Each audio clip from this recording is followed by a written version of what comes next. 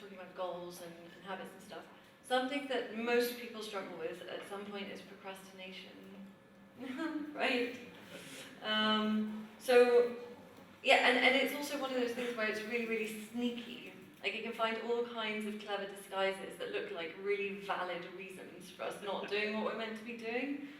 Like, have you got any tips or ideas on how to deal with that?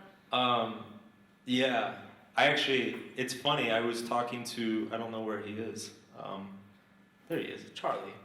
He said something really cool this morning, which is totally true. We were talking about meditation and like developing a habit of meditation. And it's actually something I used to do.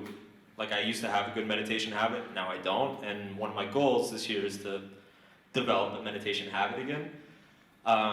And he was telling me, he said, yeah, it's so hard. We were basically talking about how the hardest part about it is actually just starting. Like, once you're actually sitting, it doesn't matter if you go for 1 minute or 10 minutes or whatever.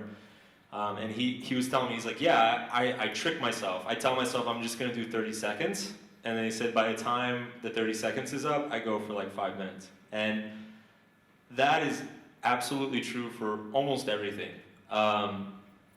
I call it, on my site, I have an article called the Do Something Principle. And basically, what I say in that is that motivation is a result of action. Like, most people think this is how it goes.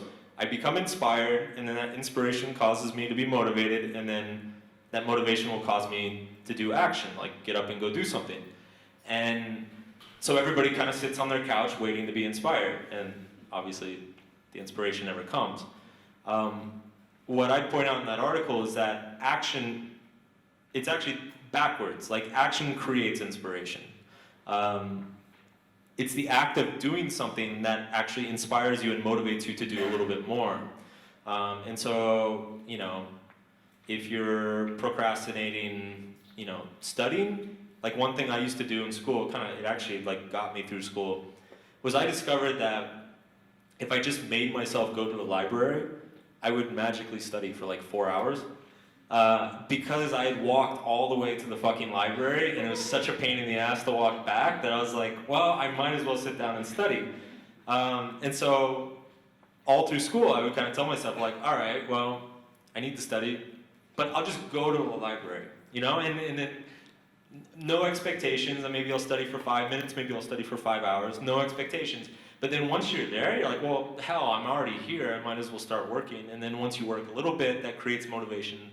You're like, well, I had studied for this class, I might as well study for this class too.